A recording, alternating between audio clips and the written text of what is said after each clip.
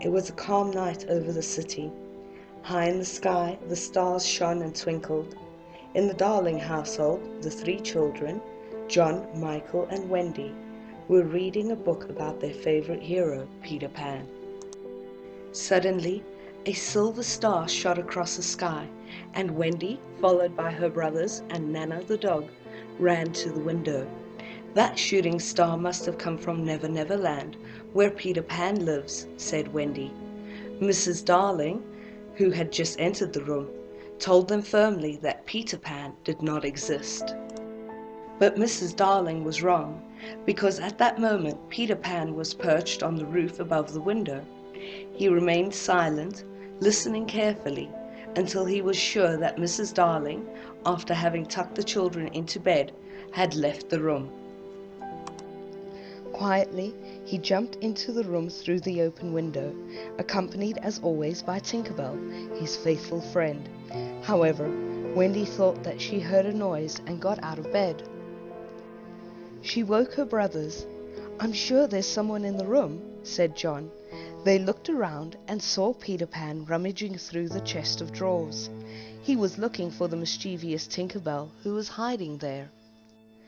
The Darling children were overjoyed that their visitor was their hero, Peter Pan. They listened, spellbound, to his stories of life in Never Never Land.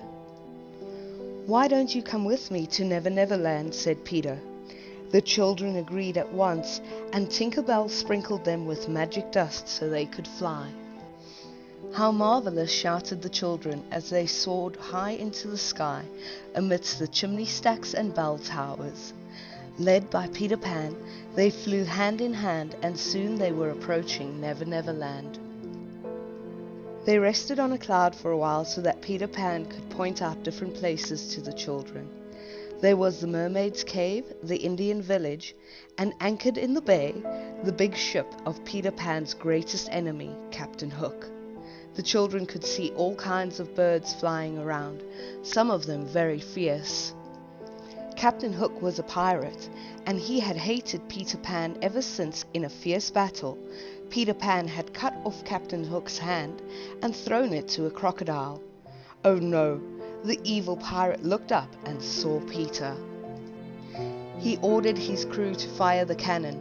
Peter managed to avoid the cannonball and told Tinker Bell to take the children back home where they would be safe. Tinker Bell argued that it would be better to take them to Peter's home, where his animal friends would protect them. Cannonballs continued to fly in all directions, but luckily, Tinker Bell and the children managed to land safely.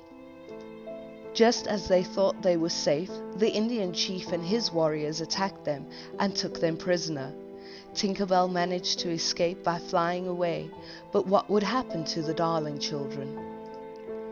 Tinker Bell found Peter Pan and told him what had happened to his friends. Immediately, Peter hurried to the Indian camp, and the chief accused Peter of kidnapping his daughter, Heavenly Light.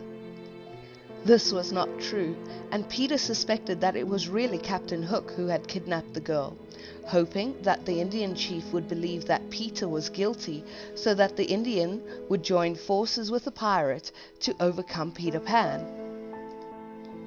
Captain Hook had taken Heavenly Light to the bottom of the cliff and had tied her to a rock in the sea. She would surely drown when the tide came in. Peter saw her from the top of the cliff and shouted to the Indian chief to tell him what was happening. Suddenly, Peter Pan leaped towards Heavenly Light, caught her in his arms, and, with the help of his good friends, the dolphins and seagulls, threw cruel Captain Hook and his friends into the sea. On seeing this, the Indian chief ran to thank Peter, assuring him that he would never forget what he had done for his daughter. Meanwhile, the mermaids danced merrily in the water. Heavenly Light's mother was overjoyed to see her daughter, but the poor Darling children were still prisoners and were now really frightened. Luckily, as soon as the Indian chief realized what a mistake he had made, he set them free. They all breathed a sigh of relief. They did not want any more adventures like that. Peter Pan smoked the pipe of peace with the Indian chief, and the children left the camp accompanied by several friendly animals. Wendy assured her brothers that they were safe now. But she was wrong. Captain Hook never gave up, and he had ordered his pirates to set a trap for the children, and they captured them in a net and tied them up. The pirates took the children back to their ship and put a blindfold on poor Wendy. The pirates laughed and told the children that they were all going to drown. To make matters worse, they were forcing Wendy to walk the plank. Just as one of the pirates was about to push her off, Peter miraculously appeared, swinging from a rope, and knocked the pirate down. Peter Pan had come to the rescue just in time. He pushed Captain Hook overboard, and the Indian chief helped to dispose of the other pirates in the same way. Peter allowed the defeated pirates to row to a deserted island, where they would have to live on their own and would not be able to harm anyone else. As the pirates disappeared in the distance, Peter Pan decided that it was time the darling children returned home. Tinker Bell sprinkled her magic dust all over the pirate ship, and it soared into the air. In no time at all, they arrived back home. After waving goodbye to the children, Peter Pan and Tinker Bell flew back to Never Never Land. "We must have dreamt the whole thing," said John. "Impossible," said Wendy.